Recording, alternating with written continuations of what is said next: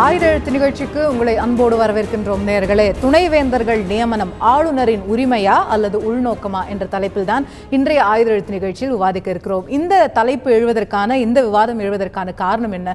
தமிழ்நாட்டில் இருக்கக்கூடிய பல்வேறு பல்கலைக்கழகங்களுக்கு துணைவேந்தர்கள் நியமிக்கப்படாமல் இருக்கிறார்கள் என்று நீண்ட காலமான கோரிக்கைகள் தொடர்ந்து எழுப்பப்பட்டு வந்த நிலையில் ஆளுநரிடம் அந்தந்த பல்கலைக்கழகங்களுடைய அந்த தேர்வு குழுக்கள் சில பெயர்களை பரிந்துரை செய்கின்றன.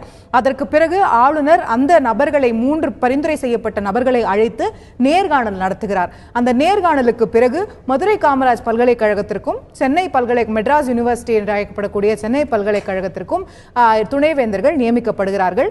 அண்ணா பல்கலைக்கழகத்திற்காக பரிந்துரைக்கப்பட்ட 3வரையும் நேர்காணல் செய்த பிறகும் கூட ஆளுநர் வித்யாசாகர் ராவ் தெரிவித்திருந்தது, இன்னும் மேம்பட்ட நபர்களை நான் எதிர்பார்க்கிறேன். மீண்டும் ஒரு புதிய சர்ச் கமிட்டி என்று சொல்லப்படக்கூடிய அந்த தேர்வு குழுவை மீண்டும் புதிய ஒரு தேர்வு குழுவை கூட்டி மீண்டும் சில பெயர்களை எங்களுக்கு பரிந்துரை செய்யுங்கள், இந்த 3 நபர்களையும் நான் தேர்ந்தெடுக்கவில்லை என்பது போன்ற கருத்துக்கள் ஆளுநரிடமிருந்து வந்திருந்தன. இதை தொடர்ந்து தற்போது தமிழக அரசாங்கத்தின் மூலமாக ஒரு அரசாணையும் வெளியிடப்பட்டு ஒரு ஆர்டினன்ஸ் என்று சொல்லக்கூடிய ஒரு சட்ட திருத்தமும் கொண்டு வரப்பட்டு ஆளுநர்களை துணை வேந்தர்களை நியமிக்கக்கூடிய அந்த முறைகளிலேயே பல மாற்றங்களை கொண்டு வந்து சில சட்ட திருத்தங்களும் ஏற்படுத்தப்பட்டிருக்கின்றன.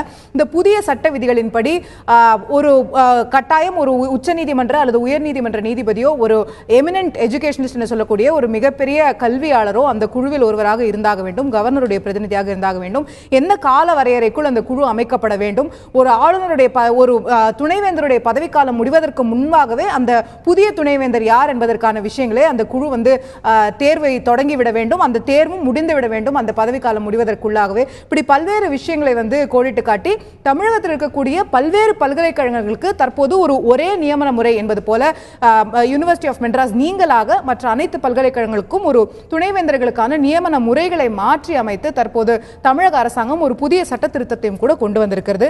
இந்த சட்டத்தின்படி அடுத்த 4 மாதங்களுக்குள் அண்ணா பல்கலைக்கழகத்துடைய துணைவேந்தர் நியமிக்கப்படுவார் என்பதுதான் எதிர்பார்க்கப்படுகிறது. ஆனால் விமர்சனங்கள் எங்கே எழுந்திருக்கின்றன?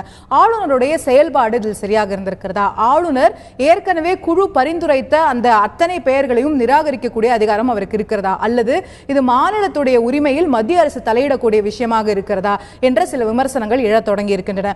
அதே போல இந்த நேர்காணல் நடத்துவது என்பது போன்ற ஒரு புதிய முறையை ஆளுநர் வித்யாசாகர் ராவ் அவர்கள் அறிமுகப்படுத்தியிருக்கிறார். இந்த முறை சட்ட ரீதியாக இருக்கிறதா?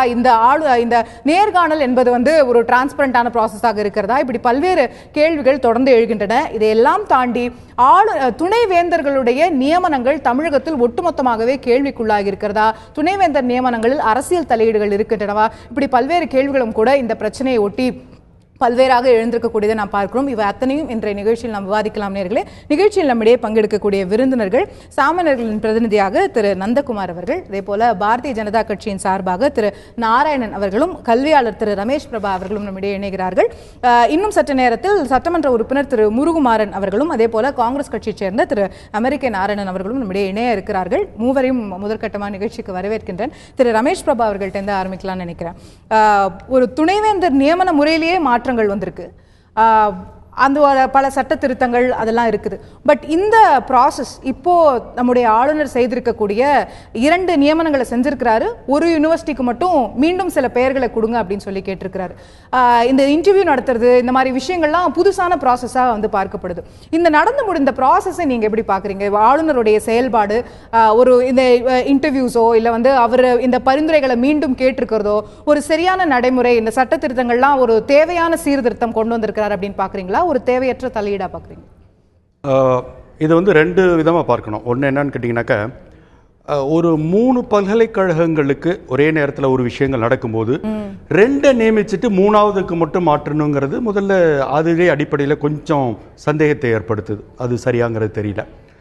எனக்கு தெரிஞ்சு மற்ற 2க்கு இன்டர்வியூ பண்ணாராங்கிறது எனக்கு டவுட். எனக்கு அண்ணா பல்கலைக்கழகம் பண்ணாங்க. சரி, அப்போ அண்ணா பல்கலைக்கழகத்துக்கு 3 பேரை நீங்கள் இன்டர்வியூ பண்ணும்போது இந்த 3 பேர் தகுதி இல்லைன்னு சொல்லனா இன்னொரு 3 பேரை கேட்கலாமே தவிர, அப்ப நீங்க இதுவும் வேண்டாம் கமிட்டியும் வேண்டாம் அப்படின்னு சொல்லும்போது அது எந்த வகையில நியாயமா இருக்கு? ஏன்னா இன்னொரு 3 பேர் தான் கேட்டிருக்காரு அவர். இல்லையே, மொத்தமா பண்ணிட்டு இப்ப டோட்டல் ப்ராசஸே புதுசா ஆரம்பிக்குது. ஆமா, இல்ல சட்டமே அண்ணா யுனிவர்சிட்டியோட ஆக்டே என்ன சொல்லுது அப்படின்னா, in case the chancellor does not approve of any of the persons, he may take steps to constitute another committee.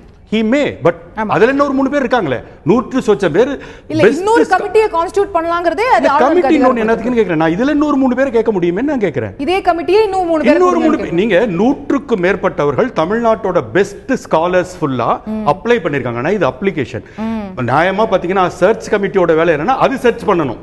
அதான் சர்ச் கமிட்டியோட வேலை. பட் நம்ம என்ன பண்றோம்னா ஜாபுக்கு வேலைக்கு ஆட்கள் கேட்கற மாதிரி கால் ஃபார் பண்றோம், போடுறோம். போட்ட பிறகு தமிழ்நாட்டில் 100க்கு மேற்பட்டவர்கள் இதுல எனக்கு சொல்லப்பட்ட எண்ணிக்கை சரியா 180 அது சரியான தெரியல, பட் 100க்கு மேற்பட்டது. அப்ப இந்த 3 பேர் சரியில்லைன்னு படும்போது இந்த 3 பேர் நம்ம வந்து கிளர்க் போஸ்ட்டுக்கு எடுக்கல, இன்டர்வியூ பண்ண பிறகுதான் 3 பேர் சரியில்லைன்னு கண்டுபிடிக்க வேண்டிய அவசியமே இல்லை. 3 பேரோட ப்ரொஃபைலை பார்த்தீங்கன்னாலே அதுவெல்லாம் ஒரு 60 பக்கம் 80 பக்கம் போகும். அவ்வளோ பப்ளிகேஷன்ஸ், இன்டர்நேஷனல் ரிசர்ச், அவங்களோட அச்சீவ்மெண்ட்ஸ், அட்மின் எக்ஸ்பீரியன்ஸ் இதெல்லாம் சேர்ந்து அந்த பயோடேட்டா பார்க்கும்போது இவங்க அதுல ஏஜ்ல இருந்து அவங்களோட பின்னணியில இருந்து எல்லாமே இருக்கு. அங்கேயே நீங்க முடிவு பண்ண முடியும். இந்த 3 பேரை கூப்பிட்டு பேசின பிறகுதான் வந்து இவங்க சரியா சரியில்லையான்னு கண்டுபிடிக்கிறதுக்கு முதல்ல இன்டர்வியூ பண்ற 3 பேருக்கு என்ன தகுதி இருக்குங்கிறது ஒரு பாயிண்ட் இருக்குது. வந்து அவங்களோட பொசிஷனை நான் மீன் பண்ணல. உயர்கல்வித்துறை அமைச்சர் கூட இருந்திருக்காரு, அதே போல உயர்கல்வித்துறையை சார்ந்த அதிகாரிகளும் வந்து கூட இருந்திருக்காங்க. அத்தனை பேரும் தான் பண்ணியிருக்காங்க. இப்போ ஒரு வைஸ் சான்சலருடைய நியமனத்தை சார்ந்து முடிவெடுப்பதற்கு அந்த உயர்கல்வித்துறை அமைச்சரோ இல்ல ஆளுநரோ இன்டர்வியூ பண்ணக்கூடாதா? அவங்களுக்கு இன்டர்வியூ பண்ணக்கூடாதுன்னு இல்லை, இன்னும் இந்த துறை சார்ந்த பொறியியல் வல்லுநர்களும் ஒரு தொழில்நுட்ப பல்கலைக்கழகத்தினுடைய துணைவேந்தரை இன்டர்வியூ பண்ணக்கூடிய ஆட்களும் அதுல இருந்திருக்கணும். அதுக்கு தானே சர்ச் கமிட்டி இருக்கு. சர்ச் கமிட்டில நீங்க வந்து அகாடமிக்கான எல்லா விஷயங்களையும் கண்டுபிடிச்சு கொடுத்ததானே இந்த 3 பேர். ஆமா, எல்லா அகாடமிக்கான எல்லா விஷயங்களையும் சர்ச் கமிட்டி பாத்து இதுக்கு மேல இல்ல இவங்க பெஸ்ட். அத இல்ல அத தாண்டி அகாடமி நீங்க சொல்றது எத்தனை பேப்பர் பிரசன்ட் பண்ணிருக்காங்க, எத்தனை PhD வாங்கி இருக்காங்க, இதெல்லாம் சர்ச் கமிட்டி பாக்குற போது பட் இது தாண்டின மேனேஜ்மென்ட் விஷயங்களோ அந்த நபருடைய வந்து பின்னணியோ இப்படி பல்வேறு விஷயங்களை வந்து அரசு ரீதியா ஆராயக்கூடிய பல விஷயங்கள் நபரோட பின்னணி பயோடேட்டால இருக்கு. நீங்க திரும்ப அதை தாண்டி இன்டெலிஜென்ஸ் வச்சு அவங்கள பத்தி ட்ராக் ரெக்கார்ட் எல்லாம் விசாரிச்சிடுறீங்க. அப்புறம் நீங்க இன்டர்வியூ பண்றதுக்கு அங்க என்ன இருக்கு? என்ன இன்டர்வியூ பண்ண போறீங்க? ரைட், திரு நாராயணன் அவர்கள்ட்ட அந்த விஷயத்தை தான் கொண்டு போலாம்னு நினைக்கிறேன். இந்த இன்டர்வியூ பண்றது அப்படிங்கிறது ஒரு புதிய முறையாக வந்து ஒரு விமர்சனத்துக்குள்ளாக இருக்கக்கூடிய விஷயமா இருக்குது. திரு ரமேஷ் பிரபா அவர்கள் சொல்வது போல இதற்கென்று நியமிக்கப்பட்ட வல்லுநர்கள் கொண்ட ஒரு தேர்வு குழு வந்து தேர்ந்தெடுத்து பரிந்துரை செய்து 3 பேர்களை அந்த 3 பேர்களை இன்டர்வியூ பண்ணணும். ஒரு வைஸ் சான்சலர் மாதிரி இருக்கக்கூடிய ஒரு பெரிய அகாடமிக் பொசிஷனை இன்டர்வியூ பண்ணணும் போது நியாயமா அது இன்னும் 4 அகாடமிஷியன்ஸ் இல்ல அவங்களோட ஹையர் லெவல்ல இருக்கக்கூடிய அகாடமிஷியன்ஸ் தானே இன்டர்வியூ பண்ணுங்கிறது இயல்பான கேள்வியா புரிதலா இருக்க முடியும். உங்களுடைய இந்த நிகழ்ச்சியினுடைய துவக்கத்திலேயே துணைவேந்தரின் நியமனம் ஆளுநரின் உரிமையா அப்படின்னு கேட்டீங்க. வேந்தருடைய உரிமை. நீங்க இதில் ஆளுநர்னு கொண்டு வந்து சேர்க்கிறதே தவறு. வேந்தர் அவர்தான் வேந்தர், சான்சலர் அதான் சான்சலர். ஸோ சான்சலருக்கு அந்த உரிமை இருக்குது. அது நீங்கள் அண்ணா யூனிவர்சிட்டியுடைய ஆக்டில் பார்த்தீங்கனாலே நீங்கள் சொன்னீங்க, அந்த ஆக்டிலே ரொம்ப தெளிவாக இருக்கு. அதனால அவர் இன்டர்வியூ வைக்கலாமா கூடாதா, ரிஜெக்ட் பண்ணலாமா வேணாமா, எங்கேயுமே இன்டர்வியூ பண்ணணும் தாராளமா. இந்த ஆக்ட்ல இன்டர்வியூ பண்ணக்கூடாது எங்க இருக்கா? இல்ல அப்புறமா அப்ப பண்ணிருக்காரு. உங்களுக்கு என்ன பிரச்சனை? அதுல கேள்வி எனக்கு எந்த பிரச்சனையும் இல்ல சார். கேளுங்க, நீங்க என்ன இன்டர்வியூ பண்ணலாமான்னு இல்லன்னா என்ன பண்ணக்கூடாதுன்னு இருக்கா? இல்ல பண்ணலாமான்னு தாராளமா பண்ணிட்டோம், சிறப்பா பண்ணிட்டோம். நான் கேள்வி இல்ல நான் வந்து ஏன் இன்டர்வியூ பண்ணாருன்னு கேட்கல. ஒரு வைஸ் சான்சலரை நம்ம வந்து போஸ்ட்டுக்கு இன்டர்வியூ பண்றோம்னா அதை விட சிறந்த அகாடமிஷியன்ஸ் ஒரு ஐஐடியோட ஹையர் ரேங்க்ல இருக்கிறவங்க இல்ல வந்து சர்வதேச ஏதோ பல்கலைக்கழகத்தில் இருக்கிறவங்க அவங்களெல்லாம் கூப்பிட்டு நம்ம பேனல்ல வச்சு நீங்க இன்டர்வியூ பண்ணுங்கன்னு சொன்னா ஓகே. திரு ஆளுநர் வித்யாசாகர் ராவ் அவர்களும் சரி, உயர்கல்வித்துறை அமைச்சர் அவர்களும் சரி, அவர்கள் வந்து அரசியல் ரீதியாக இந்த பதவிக்கு வந்தவர்கள். அவங்களுக்கு அகாடமிக்கான விஷயங்களுக்கான டெக்னிக்கலா இருக்கக்கூடிய விஷயங்களை நீங்க சார் சொன்னது போல பல்வேறு டாக்குமெண்ட் எல்லாம் வந்திருக்கும். நீங்க சொல்லும் போது ஒரு விஷயத்தை சொன்னீங்க, நல்ல விஷயம் சொன்னீங்க, நிர்வாகத்திறன். அந்த நிர்வாகத்திறன் அவர்களிடம் இருக்கிறதா அப்படின்னு கூட பார்த்திருக்கலாம், அதுக்கெல்லாம் அவங்களுக்கு உரிமை இருக்கான ஆளுநருக்கு அல்லது வேந்தருக்கு உரிமை இருக்கிறது. நான் என்ன சொல்ல வரேன், முதல் முறையாக நேர்காணல் அப்படின்னு சொல்றதே தவறாக இருக்குமோன்னு நான் நினைக்கிறேன். ஏனென்று சொன்னால் இது நாள் வரையிலும் இது வெளிப்படையாக பேசப்படலை. நான் சொல்றதை கொஞ்சம் புரிஞ்சுங்க. ஏன்னா நான் இது குறித்து இன்று பல முன்னாள் துணைவேந்தர்களுடன் பேசினேன். அப்ப அவங்க சொன்ன ஏற்கனவே இது நடக்கிறது தாங்க, ஆனா இப்ப இது வெளியே தெரியுது, முன்னால வெளியே தெரியல, அவ்வளவுதான். சில விஷயங்களை நான் வந்து யாருன்னு சொல்ல விரும்பல, ஆனால் அவங்க சொல்றது இது ஒரு டிரான்ஸ்பரண்டா பண்றாங்க. ஏனென்று சொன்னால் தொடர்ந்து துணைவேந்தர் நியமனத்துல எதிர்கட்சி தலைவர்களும் அது EVK இளங்கோவன் அவர்களாகட்டும் ஸ்டாலின் அவர்களாகட்டும் எல்லாருமே தொடர்ந்து வைக்கக்கூடிய குற்றச்சாட்டுகள் பல கோடி ரூபாய் கைமாறுகிறது, லஞ்சமாக பெறப்படுகிறது இப்படிலாம் சொல்றாங்க. நான் அதுக்காக அது வந்துருச்சுன்னு சொல்லலை. ஆனாலும் இதை ஒரு உயர்கல்வி அப்படின்னு சொல்றது நீங்க சொல்ற அந்த சென்ட்ரல் கவர்மெண்ட் மத்திய அரசு அழுத்தம் அதெல்லாம் கன்கரண்ட் லிஸ்ட்ல இது இருந்தாலும் கூட வேந்தருக்கு உரிமை இருக்கிறதா இல்லையான்னு பார்க்கும் பொழுது தன்னுடைய உரிமையை தன்னுடைய அதிகாரத்தை வேந்தர் மீறாது துணைவேந்தர் நியமனத்தில் கடைபிடிப்பதில் எந்த தவறும் இல்லை. Okay right. நிகழ்ச்சியின் இந்த பகுதியில் நம்முடைய காங்கிரஸ் கட்சியைச் சேர்ந்த செய்தி தொடர்பாளர் திரு அமெரிக்க நாராயணன் அவர்கள் இணைகிறார். உங்களை நிகழ்ச்சிக்கு வரவேற்கின்றேன். கேள்வி உங்கள்கிட்ட தான் கேட்கணும்னு நினைக்கிறேன். வைஸ் சான்சலரோட அப்பாயின்மெண்ட் பற்றின ரூல்ஸ் நம்ம பார்த்தோம்னா தெளிவாக சொல்லுது. இதற்கான பெயர்கள் பரிந்துரைக்கப்படும் போது எந்த பெயரையும் ஏற்க மாட்டேன் திரும்ப கொண்டு வாங்கன்னு சொல்றதுக்கான அனைத்து உரிமைகளும் சான்சலர் என்ற பதவியை வகிக்கக்கூடிய ஆளுநருக்கு இருக்கிறது அப்படிங்கிறது. விதிப்படி ஆளுநர் செஞ்சதுல என்ன தவறு நீங்க காண முடியும்? அதாவதுங்க, ஆளுநர் வைஸ் சான்சலர் மட்டும் இல்லை, இன்றைக்கு சான்சலர் பட் வைஸ் சான்சலர் பொசிஷனில் மட்டும் இல்லை. இன்னைக்கு என்ன நடக்குதுன்னா, ஒரு பிஜேபி அரசு தன்னுடைய பினாமி அரசாக அதிமுகவை நினைத்து கொண்டு இவர் சந்திரபாபு நாயுடு அவர்கள் இங்கே இதில் உட்காந்துக்கிட்டே இவங்களுக்கு ஆர்டர் போடுறாரு. ஒரு மத்திய அரசுக்குன்னு மத்திய மந்திரிகளுக்கும் மத்திய அரசுக்கும் ஆளுநருக்கு என்று அதிகார வரையறை இருக்குது. அந்த அதிகார வரையறையை மீறி இப்ப நடந்திருக்கிறாரா திரு வித்யாசாகர் ராவ் தான் நான் கேட்கிறேன். இல்லையே, இப்போ மறுபடியும் அவர் வேற பரிந்துரையை கேட்கலாம், இவரே வேற பரிந்துரையை கேட்கலாம். ஆனா இதை every time they use it, every time. எங்க கட்சியினுடைய இளங்கோவன் அவர்களே ஏற்கனவே மாநில அரசு இந்த வைஸ் சான்சலர் இதுல பல ஊழல்கள் செய்துள்ளதுன்னு சொல்லியிருக்காரு. அது நடந்திருக்கு.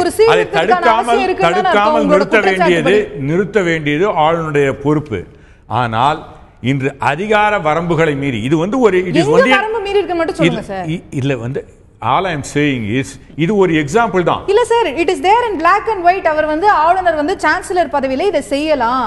என்னோட இந்த 3 பெயர்களையும் நான் ஏற்கல, எனக்கு வேற கமிட்டி போடுங்க, வேற பேர் சொல்லுங்க. கமிட்டி போடுங்க சொல்ல முடியாது, வேற பரிந்துரைகளை தான் கேட்க முடியும். He may take steps to constitute another committee to give a fresh panel of 3 different names. அப்படினே இருக்கு. இது அண்ணா யுனிவர்சிட்டி ஆக்ட், தமிழ்நாடு கவர்மெண்டோட ஆக்ட். மறுபடியும் நான் சொல்றேன், ஆளுநர் இந்திய அரசியல் சட்டப்படி அமைச்சரவையினுடைய பரிந்துரையின் பேர்ல தான் எல்லாம் செய்யணும். எக்ஸலென்ட். அமைச்சரவையில ஏற்றுக்கொள்ள செயல்படணும். பல்கலைக்கழகத்துடைய சான்சலர் அமைச்சரவையின் பரிந்துரைப்படி செயல்பட வேண்டாம், கூடாதுன்னு கூட சிலர் சொல்லலாம். இதாவது இன்று நான் மறுபடியும் சொல்றேன், இவர் திரும்ப அனுப்புவதில் எந்த விதமான கேள்விகள் இருக்க முடியாது. அதுல நான் கருத்து வேறுபடல. அது மட்டும் இல்ல, இது ஊழல் அரசு. இந்த அரசு கடந்த காலங்களில் கூட பிஜேபியால் நியமிக்கப்பட்ட ஆளுநர்கள் இந்த வைஸ் சான்சலர் இதுல ஊழலான வைஸ் சான்சலரை பணம் வாங்கிட்டு நியமித்திருக்கிறார்கள் என்பது பல குற்றச்சாட்டுகள் வைக்கப்பட்டுள்ளன. குற்றச்சாட்டுகள் அடிப்படையில் தான் இருக்குது. ஆமா, ஏன்னா பிஜேபி அரசு தான் இது பண்ணணும், அவங்களும் பங்கு இருக்குது. அதனால அவங்க குற்றச்சாட்டு விசாரிக்கல. இப்ப கூட தான் மாநிலத்துல ஒரு பிரச்சனை குற்றச்சாட்டு இருக்குன்னா பிஜேபி அரசு ஒரே ஒரு ஆளுநர் பிஜேபி அரசுடைய ரெப்ரசன்டேட்டிவ் தான். பார்த்தீங்கன்னா இந்த அரசு பிஜேபி அரசு இந்த மாநில அரசை பயங்காட்டி ஆனா ஆக்ஷன் எடுக்க மாட்டாங்க. ஏன்னா இது பினாமி அரசாக இருக்கணும். ஆக்ஷன் எடுத்தாங்கன்னா கையை விரிச்சிட்டாங்கன்னா எல்லாம் தெரிஞ்சிடுது இல்ல. சீர்திருத்தம் சட்ட திருத்தமே வந்திருக்கு, ஆர்டினன்ஸே போடப்பட்டிருக்கு, அவசர சட்டமே போடப்பட்டிருக்கு. இது ஒரு சீர்திருத்தமா, இது ஒரு ஆக்ஷனா நீங்க பார்க்கலையா? நீங்க பாருங்க, நீங்க you are just isolating ஒரு இப்படி ஒரு குறுகிய கண்ணோட்டத்தோட பாக்குறீங்க. I am taking a bigger brush. Now, but first we need to clarify. We will definitely go for the bigger issues, sir. புதுநோட்டை தலைமை demonetization இதெல்லாம் லிங்க் பண்ணுங்க. நான் என்ன கேக்குறேன், இல்ல சார், இவங்களுடைய அதிகார வரம்பை எப்படி மீறுகிறார்கள்? அரசு எப்படி கோவாலையும் சரி மற்ற இடங்களையும் ஆளுநர்கள் தங்களுடைய அதிகார வரம்பை மீறி எப்படி வந்து அரசியல் சட்டத்தை அரசியல் சட்டத்தை மரபுகள்ங்கிறது வந்து கோவால பாத்தீங்கன்னா கோவால இதுலயும் முதல்ல the biggest party தான் party with the majority is the one that's getting போயிட்டு இருக்கு. நீங்க வந்து larger issues குள்ள போணும் சொல்றீங்க. இல்ல வர இல்ல நிலைக்கு இல்ல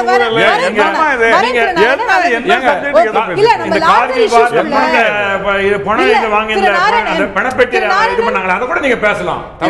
நாராயணன் போதனா இல்ல அவர் இன்டர்ஃபியர் பண்ணாலும் நான் சொல்றேன். இல்ல நான் வந்து எனக்கு விசிட் தவிர வேற எதுவும் பேச தெரியாது. ஆமா என்னங்க ஏதோ பேசிட்டு இல்ல நாராயணன் நான் என்ன கேக்குறேன்னா நிச்சயமா நீங்க சொல்ற larger issues குள்ள நம்ம போவோம். ஆனா first I want to finish the issue of vice chancellor appointment. I think இல்ல ஆளுநர் vice chancellor appointmentல தமிழக ஆளுநர் செய்யறதெல்லாம் எக்ஸலென்ட்டான மூவ் அதை ஏற்கறீங்க. என்னை பொறுத்தவரை இந்த ஆளுநர் தன்னுடைய சான்சலர் என்ற அதிகார வரம்பிற்குள் செய்வதிலே தவறு இல்லை. இந்த அரசு ஊழல்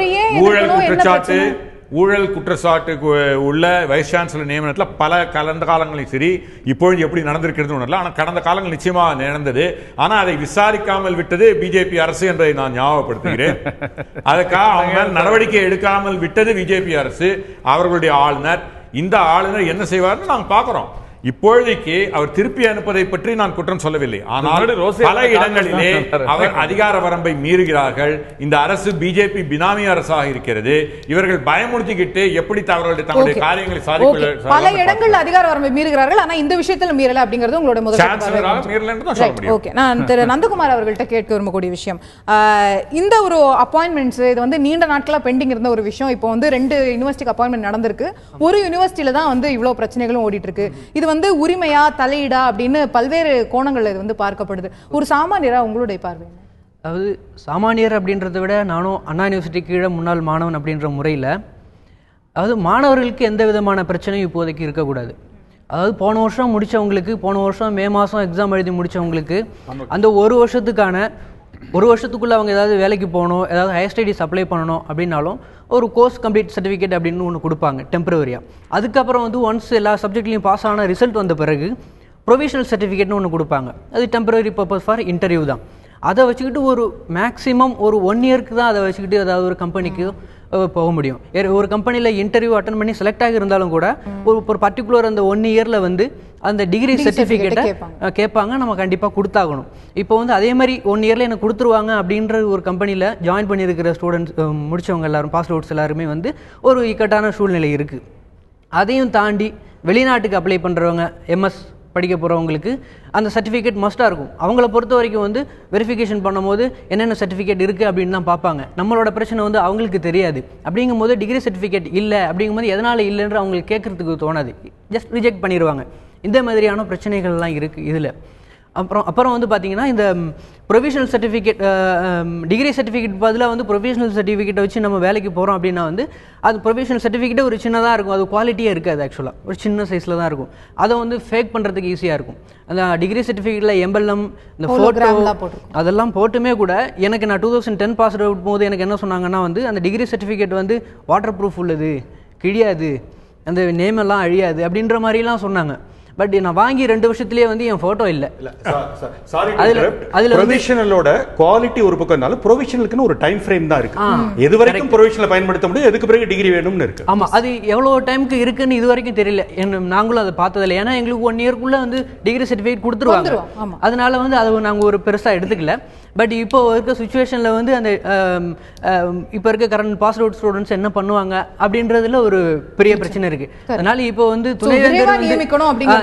மற்ற 2 பல்கலைக்கழகங்கள்ல வந்து நியமிச்சிருக்காங்க, இதுக்கு ஏன் நியமிக்கல அப்படிங்கும்போது மற்ற 2 பல்கலைக்கழகங்கள்ல இருக்கிறது மாணவர்களோட எண்ணிக்கை குறைவா இருக்கலாம், அதுக்கேற்ற தகுதியானவர்கள் வந்து இவங்க கொடுத்திருக்க பரிசீலனை பண்ண லிஸ்ட்ல இருக்கலாம். ஆனா எண்ணிக்கை குறைவா இருந்தா தகுதி கம்மியா இருக்கலாம், ஏதாவது இருக்குதா?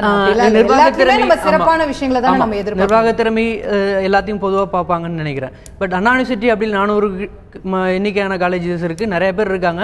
அதுல வந்து டெக்னிக்கல் அப்படின்றது வந்து இன்ஜினியரிங்ஸும் கொஞ்சம் அவசியமா இருக்கு. அதுல வந்து மிக திறமையான ஆட்களை தேர்ந்தெடுத்து கொண்டு வர்றது நல்லதுதான். இந்த இப்போ ஒரு 3 பேரை ரிஜெக்ட் பண்ணியிருக்காங்க அப்படின்னா அவங்கள விட மிக திறமையான ஆட்கள் வந்தா கூட மாணவர்களுக்கு நல்லதுதான். ஒரு கேம்பஸ் இன்டர்வியூ அரேஞ்ச் பண்ணுறதுக்கோ இல்லை டெக்னிக்கலாக பண்ணுறதுக்கோ இல்லை ஃபெசிலிட்டிஸ், அதாவது ஸ்டாஃப் அங்கே வேலை பார்க்குறவங்களோட ஸ்டாஃபுக்கு அவங்க தனித்திறமையை அதிகப்படுத்துறதுக்கோ ஒரு தரமானது கல்வியை கொடுக்கறதுக்கு நல்ல மூவ் தான் நீங்க பாக்குறீங்க. இது வந்து நல்ல மூவ் தான். எனக்கு வந்து யார்கிட்ட அதிகாரம் இருக்கு அப்படின்றதெல்லாம் தெரியல. அவங்க ரிஜெக்ட் பண்ணிருக்கிறதுக்கான காரணம் வந்து அவங்களோட ப்ரொஃபைல். இந்த 3 பேருக்குமே தகுதிகள் இருக்கு, ஆனா இதை விட பெட்டரா எதிர்பார்க்கறேன்னு சொல்லியிருக்காரு. வரவேற்கத்தக்கதுதான். ஓகே, சோ அது யாருக்கு உரிமை அது இதுங்கிறது எல்லாமே இல்லாம ஒரு சிறந்த நபர் தேர்ந்தெடுக்கப்பட்டா அது வரவேற்கத்தக்கது, அது விரைவா செய்யப்படணும் அப்படிங்கிறது உங்களுடைய பாயிண்டா இருக்கு. நிகழ்ச்சியின் இந்த பகுதியில் நம்முடைய சட்டமன்ற உறுப்பினர் திரு முருகுமாறன் அவர்கள் அதிமுக அம்மா பிரிவை சேர்ந்தவர் நம்முடைய இணைகிறார். உங்களை நிகழ்ச்சிக்கு அன்போடு வரவேற்கின்றேன். உங்களிடம் கேட்க விரும்பக்கூடிய விஷயம், தற்போது நடைபெற வேண்டிய அந்த துணைவேந்தர் நியமனங்கள்ல அண்ணா பல்கலைக்கழகத்துக்கான நியமனத்துல ஏற்கனவே வந்து ஒரு குழு நியமிக்கப்பட்டு அவர்கள் வந்து தேர்வு செய்திருந்த 3 நபர்களையும் வந்து ஆளுநர் வந்து ஏற்கல அப்படின்னு சொல்லி திரும்ப அனுப்பியிருக்கிறாரு. உடனடியாக பல்வேறு சீர்திருத்தங்களை தமிழக அரசாங்கங்களும் மேற்கொண்டு இந்த துணைவேந்தர் நியமன முறையிலே வந்து பல்வேறு சேஞ்சஸை கொண்டு வந்து ஒரு அவசர சட்டமாவே வந்து இந்த விஷயங்கள் கொண்டு வரப்பட்டிருக்கு. அப்படின்னா இதுல இயல்பான புரிதல் இவ்வளவு நாளா நடந்த துணைவேந்தர் நியமனங்கள் வந்து ஒரு சரியான ப்ராசஸ்ல நடக்கல அப்படிங்கிறதா? அப்படி சொல்ல முடியாது. இயல்பா ஆளுநர் என்பவர் பல்கலைக்கழகங்களுடைய வேந்தர். அதை ஏற்பதும் மறுப்பதும் 100% உரிமை அவருக்கு உண்டு. அவர் அனுப்பக்கூடிய பட்டியலில் சரி என்று அவர் புரிந்து கொள்வாரேயானால், அவருடைய விசாரணையில் சரி என தெரியுமானால் அவர் அவரை நியமனம் செய்வார். இல்லை என்று சொன்னால் அந்த பட்டியலை மாற்றி சொல்வதற்கான 100% உரிமை ஆளுநருக்கு உண்டு. எனவே அந்த வகையில் தற்போது அனுப்பப்பட்டிருக்கிற பட்டியல் ஆளுநருக்கு திருப்தி தரக்கூடிய வகையில் முழு மனநிறைவு இல்ல சூழ்நிலையில் அதனை மாற்ற சொல்லியிருப்பார். அதான் அவருக்கு மனநிறைவு கொடுக்காத ஒரு 3 நபர்களை தான் நம்ம வந்து பரிந்துரை செஞ்சிருக்கிறோமா? அப்படி அதை எடுத்துக்கொள்ள முடியாது. பல்கலைக்கழகங்களிலே பணியாற்றக்கூடியவர்களில் 3 நபர்களை நாம் தேர்ந்தெடுத்து அனுப்புகிறோம். அப்படி தேர்ந்தெடுத்து அனுப்பப்பட்ட நபர்களில் ஆளுநர் அவருக்கு அதிலே மனநிறைவு ஏற்படுகின்ற பொழுதுதான் அதனை அவர் நியமனம் செய்வார். எனவே நாம் அனுப்பிய அந்த 3 நபரும் தவறானவர் என்று நாம் புரிந்து கொள்ளக்கூடாது. அவருக்கு மனநிறைவு அதிலே பெற வேண்டும். ஓகே, அப்போ இந்த மாற்றங்கள் இப்போ வந்து மாநில அரசாங்கம் வந்து ஒரு அவசர சட்டமா மூலமா வந்து கொண்டு வந்திருக்கக்கூடிய மாற்றங்கள், இந்த விஷயத்தின்படி இந்த புதிய நீங்க கொண்டு வந்திருக்கக்கூடிய சட்ட திருத்தத்தின்படி ஒரு துணைவேந்தருடைய பதவி காலியாக போகுதுன்னா அதுக்கு 3 மாசத்துக்கு முன்னாடியே கமிட்டியை கான்ஸ்டியூட் பண்ணிடணும். அதுக்கப்புறம் அவர் வந்து இது பண்றதுக்கு அவர் பதவியிலேருந்து போறதுக்கு முன்னாடியே நம்ம வந்து புது ஆள் யாரு அப்படிங்கறத வந்து தேர்வு செஞ்சிடணும். அதுல முன்னாள் நீதிபதி இருக்கணும், பெரிய எமினன்ட் ஹிஸ்டாரியன் இருக்கணும். இந்த மாதிரி பல்வேறு விஷயங்கள்ல வந்து இதை பல கல்வியாளர்கள் வரவேற்கவும் செய்யறாங்க.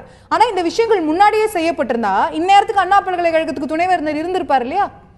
திரு நந்தகுமார் அவர்கள் சொல்வது போல மாணவர்கள் கிட்டத்தட்ட ஓராண்டு காலமா வந்து பிரச்சனைகளுக்கு உள்ளாகி இருக்க மாட்டாங்க இல்லையா?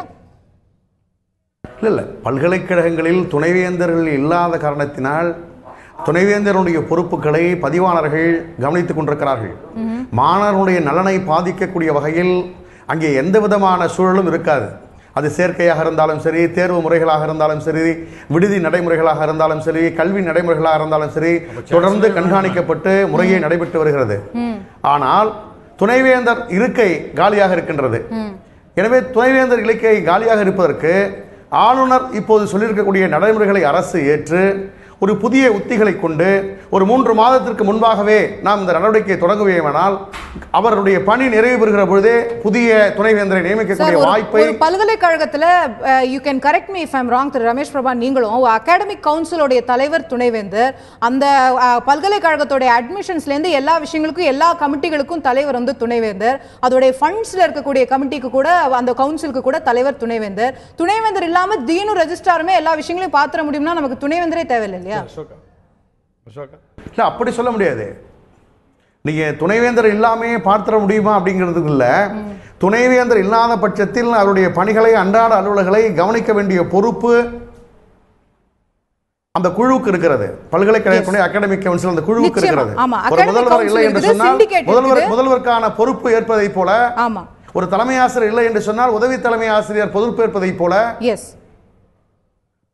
நாம் பொறுப்பேற்க வேண்டிய கடமை இருக்கிறது. காரணம் மாணவர்களை முறையாக எஸ் இல்ல அகாடமிக் கவுன்சில் இருக்குது, சிண்டிகேட் இருக்குது, எல்லாமே இருக்காங்க. அட்மினிஸ்ட்ரேட்டிவ் ரீதியா அது பாட்டுக்கு அந்த வேலை நடந்துட்டு இருக்குது அப்படிங்கறதுல எந்த மாற்று கருத்தும் இல்ல. என்னோட டிகிரி சர்டிபிகேட்ல இல்ல ப்ரொஃபஷனல் சர்டிபிகேட்ல வைஸ் சான்சலரோட கையெழுத்து இல்லன்னு சொன்னா நான் ஹார்வர்ட் பல்கலைக்கழகத்திலயும் ஆக்ஸ்போர்ட் பல்கலைக்கழகத்திலயும் இருக்கிறவங்க கிட்ட போய் நான் எப்படி எக்ஸ்பிளைன் பண்ண முடியும்? ஓராண்டு காலமா எங்க ஊர்ல வைஸ் சான்சலர் போடலங்க அப்படின்னு மாணவர் போய் அங்க எக்ஸ்பிளைன் பண்ண முடியுமா? அவர்களுக்கான வாய்ப்பு அங்க நிராகரிக்கப்படாதா? இல்ல பல்கலைக்கழகங்களில் பொதுவாக பார்க்கிற பொழுது மாணவர் என்ன மதிப்பெண் பெற்றிருக்கிறார், அவர் எந்த தரவரிசையிலே தேர்ச்சி பெற்றிருக்கிறார், அவருடைய தரம் என்ன என்பதைத்தான் பார்ப்பார்களே தவிர துணைவேந்தர் கையெழுத்திட்டிருந்தாலும் சரி அல்லது பதிவாளர்கள் கையெழுத்திட்டிருந்தாலும் சரி கையொப்பத்தை பொறுத்தவரையிலே நாம் அதற்கு பெரிதான பாதிப்பு மாணவர்களுக்கு வருவதற்கான வாய்ப்பில்லை. மாணவர் என்ன மதிப்பெண்களை பெற்றிருக்கிறார் அல்லது அவர் என்ன கிரேட் பெற்றிருக்கிறார், அவருடைய அறிவாற்றல் எப்படி இருக்கிறது, அவருடைய இன்டெலிஜென்ட் கோஎஃபிஷியன்ட் எப்படி இருக்கிறது என்பதை பொறுத்துத்தான் அவர் தரம் வரிசைப்படுத்தப்படுமே தவிர துணைவேந்தர் கையொப்பம் பெற்றிருக்கிறார் அல்லது பதிவாளர் கையொப்பமிட்டிருக்கிறார் என்பதை வைத்து அவருடைய தரம் வரிசைப்படுத்துவதில்லை. அதான் எனக்கு அது எந்த அளவுக்கு இருக்கும் அப்படிங்கிறது தெரியல. என்னுடைய புரிதல் சரியா இருந்தா ஃபர்ஸ்ட் ஒரு அப்ளிகேஷன் வரும்போது அவங்க இந்த பேப்பர்லாம் இருக்கா அப்படிங்கறத பாப்பாங்க. பேப்பர் இல்லனாலே அதுக்கப்புறம் அவங்க மார்க்கே அப்புறம் தானே பார்க்க போறாங்க. பேப்பர் இல்லனாலே டிகிரி சர்டிபிகேட் இல்லையா, இல்ல இது இந்த முக்கியமான ஆவணம் இல்லையா, ரிஜெக்டட், நான் அப்புறம் தானே மார்க்கே பார்க்க போறேன். கட்டாயம் இல்ல டிகிரி சர்டிபிகேட்ல நீங்க பாத்தீங்கன்னா இளங்கலை அறிவியல் பட்டம், இளங்கலை வேளாண் பட்டம், இளங்கலை சட்டப்பட்டம் அல்லது இந்த பட்டங்கள் வரையறுக்கப்பட்டு இவர் இன்ன வகுப்பிலே தேர்ச்சி பெற்றிருக்கிறார் என்கின்ற அந்த நிலையிலே அதை வைத்துத்தான் அவருடைய அழகீடு இருக்குமே தவிர கையொப்பம் யார் இட்டிருப்பார் என்பதை வைத்து அழகீடு இருப்பதற்கான வாய்ப்பில்லை. திரு Ramesh Prabha, you want to quickly clarify on this? நான் உங்கள்கிட்ட வரேன். அந்த குயிக்கா அது அகாடமிக்கா அந்த கிளாரிஃபிகேஷன் அதுதான் நானும் சொல்றேன். 13 பல்கலைக்கழகங்கள்ல 9 பல்கலைக்கழகங்கள்ல பதிவாளர் இல்லை, 8 பல்கலைக்கழகங்கள்ல கண்ட்ரோலர் ஆஃப் எக்ஸாமினேஷன்ஸ் இல்லை. அதாவது மார்க் ஷீட்டை வச்சு அட்ஜஸ்ட் பண்ணிக்க கூடாதா அப்படிங்கிறது வந்து சரியான வாதம் கிடையாது. இல்ல டிகிரி வேணுங்கிறது இதோட கொடுக்கப்படுதுன்னா அது ஏற்கப்படும். டிகிரி தான், அதுக்கு வந்து சப்ஸ்டிடியூட்லாம் ஒன்றும் கிடையாது. அந்த விளக்கம் கண்டிப்பா கொஞ்சம் ஏற்றுக்கொள்ள முடியாத ஒரு விளக்கம் தான் வந்து. இப்போ இதில் ஒரு மெயின் அடிப்படை என்னன்னு பார்த்தீங்கன்னா, எங்கேயாவது எனக்கு ஒரு உணர்வு வரணும், ஐயோ இவ்வளோ வேர்ல்டோட லார்ஜஸ்ட் டெக்னிக்கல் யூனிவர்சிட்டிக்கு இவ்வளோ நாளாக வைஸ் சான்சலர் இல்லைங்கிற பதட்டம் வர்றதுக்கு பதிலாக அதுக்கு சமாதானம் சொல்கிறதுங்கிறது சரி கிடையாதுங்கிறது என்னுடைய ஒரு கோணம். இன்னொன்று ஆங்கிள் பார்த்தீங்கன்னாக்க, அந்த 3 பேர் நிராகரிக்கப்பட்டது இருக்கு இல்லையா, நான் சரியானு தெரியல. நான் பார்த்த அந்த பிரஸ் மீட்டு இதில் அந்த கல்வி அமைச்சர் சொன்னதுல வந்து 3 பேர் தகுதி இல்லை என்று சொல்லப்பட்டது. அவரே கிளாரிஃபை பண்ணி அவரே சரி பண்ணிட்டார். அவரே கிளாரிஃபை பண்ணி சொல்றாரு வந்து அவங்களுக்கு தகுதி இல்லன்னு இல்ல, ஏன்னா சர்ச் கமிட்டில இத்தனை இயர்ஸ் ஆஃப் எக்ஸ்பீரியன்ஸ் இருக்கணும், அந்த விஷயங்கள் எல்லாம் இருக்கு இல்லையா, அந்த தகுதிகளின் அடிப்படையில் தான் அவங்க தேர்வு செய்யப்பட்டிருக்காங்க. முழு தகுதி படைத்தவர்கள். அதான் ஆளுநருக்கு ஏற்பில்லை, அவ்வளவுதான். நான் என்ன கேட்கிறேன்னா, ஆளுநரோட பிரதிநிதி இருக்கிற குழு தான் அதை செலக்ட் பண்ணிச்சு. ஆளுநரோட பிரதிநிதி அந்த குழுவில் இருக்காரு. அப்ப ஆளுநரோட பிரதிநிதியை நம்ம தப்பா செலக்ட் பண்ணிட்டோமா? திரு நாராயணன் அவர்கள்ட்ட நான் அதை தான் கொண்டு போகணும்னு நினைக்கிறேன். இந்த விஷயத்துல அண்ணா பல்கலைக்கழகத்துல 3 கேண்டிடேட்ஸ் பாக்குறாங்க. 3 பேருமே எனக்கு வந்து சாட்டிஸ்ஃபேக்டரியா இல்லைன்னு சொல்லி ஆளுநர் சொல்றாரு. மற்ற 2 பல்கலைக்கழகங்களுக்கு துணைவேந்தர் போட்டிருக்கிறாரு. அதுல மதுரை காமராஜ் யூனிவர்சிட்டியில் இருக்கக்கூடிய துணைவேந்தர் மீது கிரிமினல் வழக்குகள் இருக்கிறது. அப்ப இது ஆளுநருடைய கவனத்துக்கு போலையா? அந்த நேர்காணல் போது இதெல்லாம் பிரச்சனையா வரலையா? கண்டிப்பா போயிருக்கும், போகாதெல்லாம் இருக்காது. கூப்பிட்டு கூப்பிட்டு கேட்டிருக்கலாம். இதுவும் கூட அவங்களுக்குள்ள வாய்க்கா வரப்பு சண்டையெல்லாம் இல்லை. அந்த பிரச்சனை என்னன்னு பார்த்தீங்கன்னா, அந்த பல்கலைக்கழகத்தில் நடந்த ஒரு சம்பவம் புகார் கொடுக்கப்பட்டிருக்கிறது, அவ்வளவுதான். சார்ஜ் ஷீட் போட்டோ இவரை வந்து சார், ஆனா என்ன புகார்ங்கறத பார்க்கணும் இல்லையா? நம்மளே பார்க்கறோம், குற்றமா தீவிர குற்றமா அப்படிங்கறத நம்ம பார்க்கறோம். நீங்க இனிமேல் என்ன சொல்றீங்க, இனிமேல் இந்த மாதிரி யாராவது விசியா அப்பாயின்ட் பண்ணணும் அப்படின்னு சொன்னா அவங்க மேல யாராவது புகார் கொடுத்துட்டா அப்பாயின்ட் பண்ண கூடாதுன்னு சொல்றீங்க இல்ல?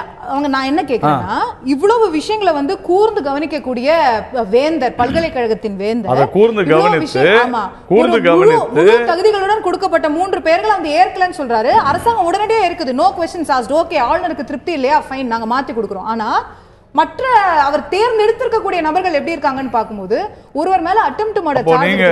அப்போ நீங்க வந்து ஜட்ஜ் ஆயிட்டீங்க, அந்த நபர் சொன்னது சரிதான், இவர் அந்த தவறு பண்ணிருப்பார். ஒரு பல்கலைக்கழகத்துடைய துணைவேந்தர் வந்து குற்றச்சாட்டுகளுக்கு அப்பாற்பட்டவரா இருக்க வேண்டாமா அப்படிங்கறத கேட்க நான் தாங்க மறுபடியும் சொல்றேன். நாளைக்கு ஒரு பொறுப்புக்கு ஒருத்தர் போக போகிறார், அல்லது விண்ணப்பம் செய்கிறார் என்றால் அவர் அந்த பொறுப்புக்கு வரக்கூடாதுன்னு நினைக்கிறாங்க. ஒரு புகார் கொடுத்தா போதும். இப்ப கொடுக்கப்பட்ட புகார் இல்ல, 2 வருஷத்துக்கு முன்னாடி பரவாயில்ல. அன்னைக்கு அவர் என்னவா இருந்தாரு, அவங்களுக்குள்ள பிரச்சனை. அது நான் மறுபடியும் சொல்றேன், பர்சனல் ப்ராப்ளம் இல்ல. அதுதான் அதெல்லாம் இல்லம்மா, அதையெல்லாம் நான் மறுபடியும் சொல்றேன், அதையெல்லாம் பார்த்திருப்பார்கள். யூனிவர்சிட்டி சார்ந்த பிரச்சனையா இருந்தாலும் அதெல்லாம் பார்க்காத செஞ்சிருக்க மாட்டாங்க. He would have got convinced. இவர் இதை செய்திருக்க மாட்டார் நினைச்சிருக்கலாம். பல்கலைக்கழகத்துக்கு ஈஸியா நான் இன்னும் 3 பேருக்கு கொடுங்கன்னு கேட்கக்கூடிய ஆளுங்க. இதுல இவர் பேர்ல ஒரு சார்ஜ் இருக்குங்க, எதுக்கு நம்ம இந்த மாதிரி ரிஸ்க் எடுக்கணும், இன்னும் ஒரு கிளீனா இருக்கக்கூடிய சார்ஜஸ் இல்லாத பர்சனே போடலாமே, இதுக்கும் இன்னும் 3 பேர் கொடுங்க அப்படின்னு கேட்டிருந்தா அரசாங்கம் அதே மாதிரி 2 பேர் இருப்பாங்க. அதுலயே அவர் தவிர 2 பேர் இருப்பாங்க. இல்ல அவங்க சாட்டிஸ்ஃபேக்டரி இல்லன்னே வெச்சுக்குவோம். அது அவருடைய பிரெரோகேட்டிவா இல்லையா? எது இந்த வேந்தருடைய பிரெரோகேட்டிவா இல்லையா? நிச்சயமா பிரெரோகேட்டிவ். ரிஜெக்ட் பண்றதும் பிரெரோகேட்டிவ், ஏற்கறதும் பிரெரோகேட்டிவ். அவ்வளவுதாங்க. அதுதான் நிர்வாகத் திறமை. நான் என்ன கேக்குறேன், ஒரு பல்கலைக்கழகத்துக்கு that is his decision. அதுக்கு I don't think நீங்க அத கேள்வி கேட்கணும்ன்ற அவசியம் இல்லன்னு நான் நினைக்கிறேன். உண்மையிலே அது அவசியம் இல்லன்னு நினைக்கிறேன். ஏன் அவசியம் இல்லன்னு சொல்றேன்னா, சார் ஒரு நிமிஷம் நாராயணன் சார். எஸ் சார், கோ ஹெட். அதாவது இப்போ ரமேஷ் பாபா கூட இல்ல ஒரு முரண்பாடு தெரியல எனக்கு. ஏன்னா இப்போ ஐ place my self in his position. சரியா? அந்த மாதிரி வச்சுப்போம். நான் தான் இப்போ கவர்னர் வச்சேங்க, ஆர் ரதர் சான்சலர்னு வச்சுங்க.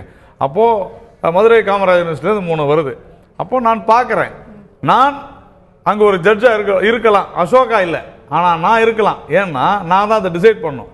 அப்போ நான் விசாரித்து இது இருக்குமா இல்லையா, நாளைக்கு இது மேல மாதிரி வருமா, சார்ஜ் ப்ரூவ் ஆகி கன்விக்ட் ஆனார்னா பல்கலைக்கழகத்துடைய துணைவேந்தர் பதவி என்ன ஆகுது? இந்த மாதிரியான இங்க ஒரு முதலமைச்சர்களாமே நாம அப்படி பேசியிருக்கிறோம். பண்ணோம்ல, அப்புறம் பண்ணோம்ல, முதலமைச்சர் ஆனாங்கல்ல, அது இல்ல அசோகா. நான் மறுபடியும் சொல்றேன், இங்க பாருங்க, நான் லெட்டர் இல்ல நான் என்ன சொல்ல வரேன், நம்ம அரசியலுக்குள்ள போவோம்னா பேசணும், அதே பேசலாம். நான் மறுபடியும் சொல்றேன், ஒரே கேள்வி தான். குற்றச்சாட்டு இருக்கு, குற்றச்சாட்டு பெண்டிங் இருக்கு.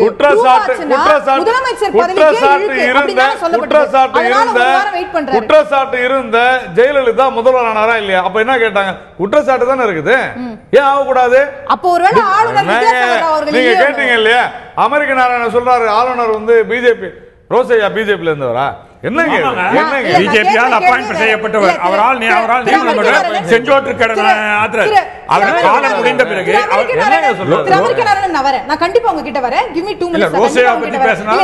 நீங்க பேசுறதா நான் பேசுறேன். சரியா கம்யூனிகேட் ஆகல. நான் அத மட்டும் கம்யூனிகேட் பண்ணிக்கிறேன். ஒரு நபர் குற்றச்சாட்டுக்கு உள்ளாகி இருக்கிறார், அவங்க முதலமைச்சர் ஆகணும் அப்படிங்கிற மாதிரியான நிலை வருது. அப்போ அந்த குற்றச்சாட்டு ஒருவேளை நிரூபிக்கப்பட்டால் முதலமைச்சர் பதவிக்கே இழுக்கு வந்துவிடும், அவர் தண்டிக்கப்பட்டார், அதனால 1 வாரம் ஆளுநர் வெயிட் பண்ணாரு அப்படின்னு சொல்லப்பட்டது. பிறகு he was proved right, அது வேற விஷயம். ஆனா இங்க என்ன ஆகுது? துணைவேந்தர் பதவிக்கான நியமனம், அவர் மீது ஒரு குற்றச்சாட்டு இருக்கு, அவர் 3 வருஷம் பதவியில் இருக்க போறாரு. ஒருவேளை அந்த குற்றச்சாட்டு நிரூபிக்கப்பட்டால் துணைவேந்தர் பதவிக்கான இழுக்கு என்ன வருது? இங்க நான் மறுபடியும் சொல்றேன், ஒருவர் மீது குற்றச்சாட்டு இருப்பதனால் மட்டுமே ஒரு பொறுப்புக்கு ஒருவர் வர முடியாதுன்னா இந்த நாட்டில் உண்மையிலேயே 99% பேர் மேல குற்றச்சாட்டு வந்துகிட்டே இருக்கும். இதுதான் இன்னைக்கு இருக்கக்கூடிய, குறிப்பா தமிழகத்தில் இருக்கக்கூடிய நிலைமை. நான் யாருக்கும் ஆதரவா பேசல, நான் சொல்றேன் அவர் மீது குற்றம் நிரூபிக்கப்பட்டால் ஆட்டோமேட்டிக்கா தண்டிக்கப்பட வேண்டியவர் தான், அது ஒன்றும் சந்தேகமே இல்லை. நான் திரு முருகுமாறன் அவர்கள்ட்ட கேட்க விரும்பக்கூடிய விஷயம், இந்த ஆளுநர் நியமனங்கள்ல மன்னிக்கணும், துணைவேந்தருடைய நியமனங்கள்ல தொடர்ந்து அரசியல் தலையீடுகள் இருக்கின்றன அப்படிங்கிற குற்றச்சாட்டுகள் வருது. இந்த அண்ணா பல்கலைக்கழகத்துடைய துணைவேந்தரை தேர்ந்தெடுப்பதற்கான தேர்வு குழுவுடைய தலைவராக இருந்தவர் டாக்டர் எம் பாஸ்கரன் அவர்கள். அவர் சமீபத்தில் கடந்த டிசம்பர் மாதம் ஒரு சர்ச்சைக்குள்ளானார். அவர் அதிமுக பொதுச்செயலராக இருந்த, அப்போது பொதுச்செயலராக கூட அவங்க ஆகலன்னு நினைக்கிறேன், சசிகலா அவர்களை சந்தித்தார்கள் பல துணைவேந்தர்கள். இது ஒரு அன்கான்ஸ்டிடியூஷனலான விஷயம்னு பல எதிர்க்கட்சிகள் குற்றச்சாட்டுகளை எழுப்பினார்கள். அந்த நபர்களில் டாக்டர் பாஸ்கரன் அவர்களும் ஒருவர். அவர் தான் இந்த சர்ச் கமிட்டியோட தலைவராக இருந்திருக்காருன்னும் போது இது அரசியல் தலையீடுகள் இருக்கிறதா அப்படிங்கிற கேள்வி வருதா? அரசியல் தலையீடுகள் இருப்பதற்கான வாய்ப்பில்லை. ஒரு பல்கலைக்கழகத்தினுடைய துணைவேந்தர் என்பவர் ஆளுநரால் தொடர்ந்து கண்காணிக்கப்பட்டு வருபவர். காரணம், அந்த பல்கலைக்கழகத்தினுடைய வேந்தர் ஆளுநர். மற்றொன்று, திரு நாராயணன் அவர்கள் சொல்லுகிற பொழுது குற்றம் சாட்டப்பட்டவர் மாண்புமிகு புரட்சித் தலைவி அம்மா என்று அவருடைய பெயரை குறிப்பிட்டார்.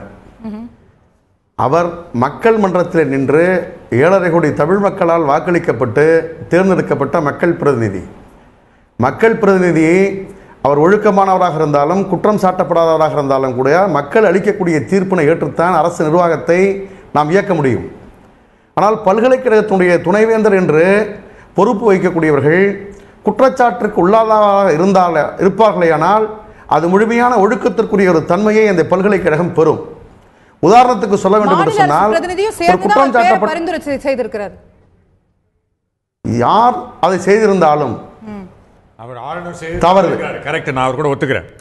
ஓகே, இல்ல என்ன என்று சொன்னால் ஆளுநராக இருந்தாலும் சரி அல்லது அந்த குழுவாக இருந்தாலும் சரி அவர்களை விசாரிக்கக்கூடிய தகவல்களை முழுமையாக சேகரித்திருப்பார்களேயானால் இந்த தவறு நடப்பதற்கான வாய்ப்பில்லை.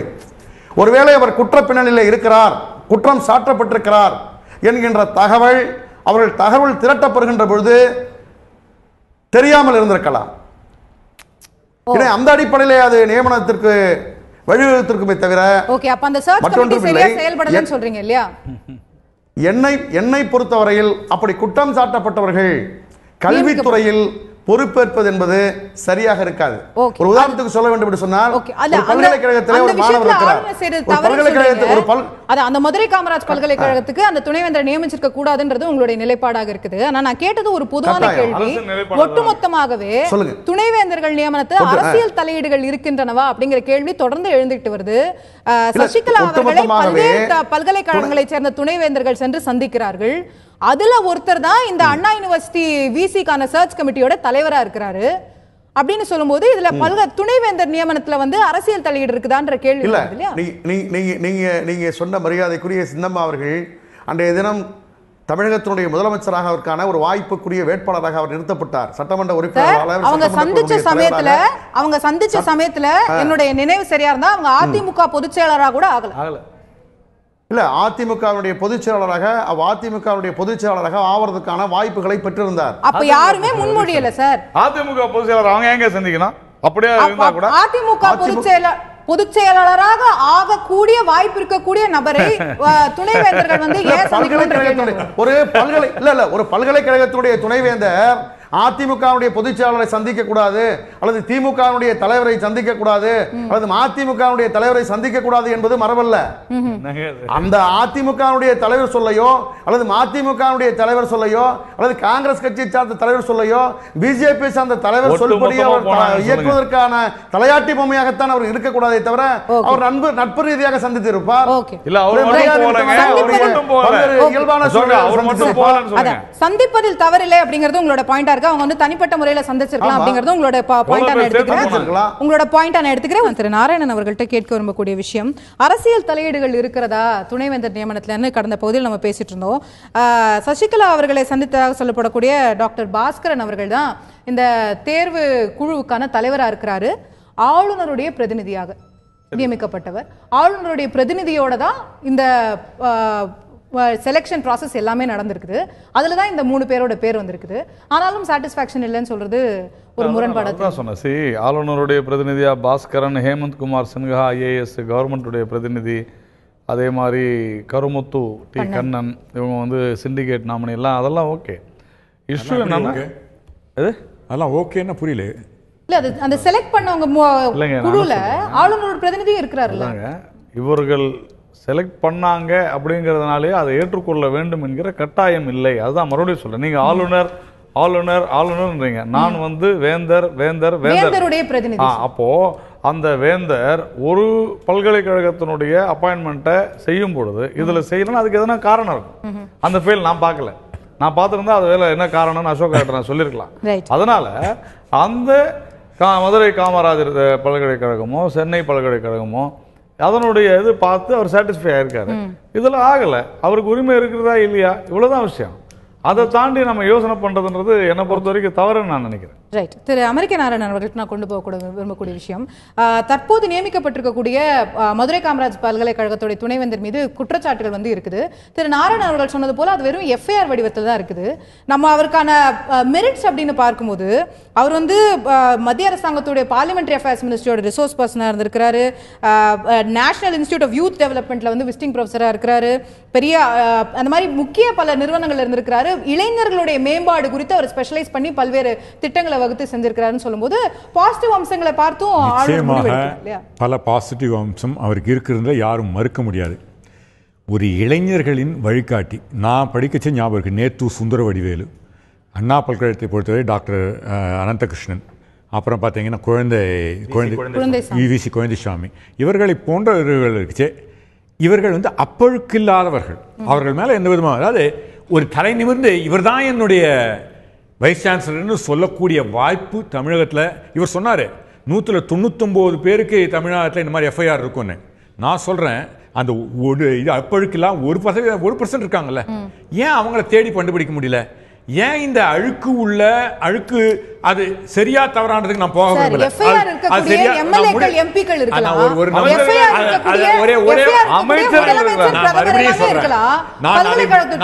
மறுக்கவில்லை.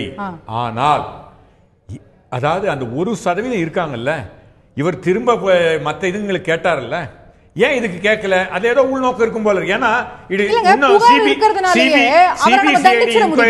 ஒரே ஒரு நிமிஷம், according to the current CBCID inquiry is still pending. It's not like CBCID inquiry is not pending. ஒன்னு நான் பேசி முடித்த பிறகு நான் சொன்னது தவறாக இல்ல. ஒரு நிமிடம் கொஞ்சம் ஒரு இது டைம் கொடுங்க. பெண்டிங்னு சொல்றாங்க, which means இப்போ இல்ல பெண்டிங் இல்லன்னு நீங்க ஸ்டேட்மெண்ட் வந்ததுன்னா சரியா இருக்கும். அதை பார்த்துட்டு இதுல ஒன்னு எஃப்ஐஆர் ஃபைல் பண்ணாங்க, ஒண்ணு இல்ல, நோ முகாந்திரம் இல்லை அப்படி என்று ஆளுநர் வாங்கியிருப்பார் என்று நான் நம்புகிறேன். ஆனா சிபிசிஐடி கேஸ் இஸ் ஸ்டில் பெண்டிங்னு ரிப்போர்ட் ஆயிருக்கு. அப்ப பெண்டிங் இருக்குச்சு, இட் கேன் பி போஸ்ட்போன். அதாவது தமிழகத்துல இவரை தவிர ஆட்களே கிடைக்கவில்லை என்று நமது வேந்தர் இன்றைய கவர்னர் சொல்கிறாரா?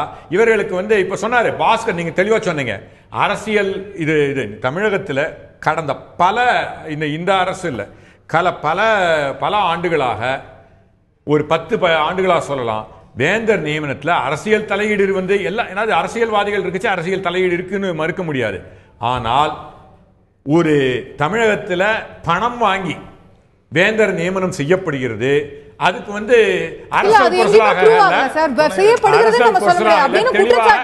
தெளிவாக அனைவராலும் பேசப்பட்டு உண்மை என்று அளவுக்கு உள்ளது.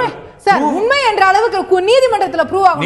உண்மை என்ற அளவுக்கு இதே மதுரை காமராஜ் பல்கலைக்கழகத்துடைய இதே மதுரை நியமிக்கப்பட்ட கவர்னரிடம் கொடுத்தோம். அப்பொழுதும் அவர் விசாரிக்கவில்லை. முன்னாள் கவர்னரிடம் கொடுக்கப்பட்டது என்னோட நினைவு சரியா?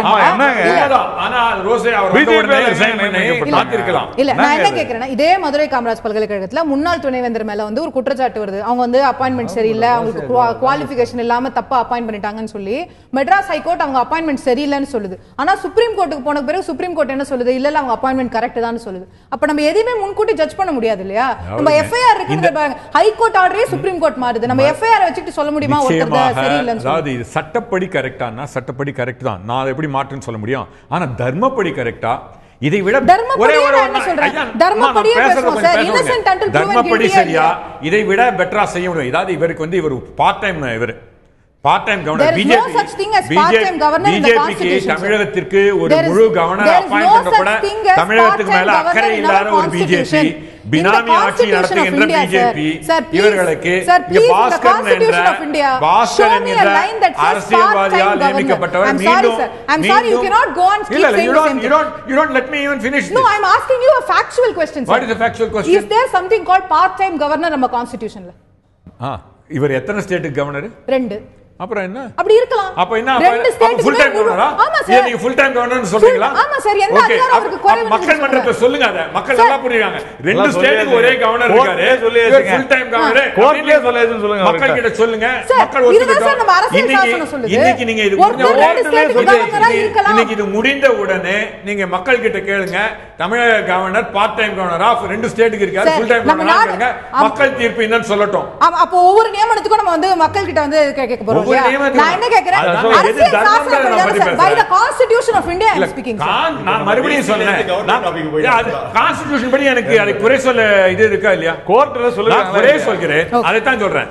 இரண்டாவது இல்ல அரசியல் தலையீடு இருக்குதா? நிச்சயமா இருக்கு.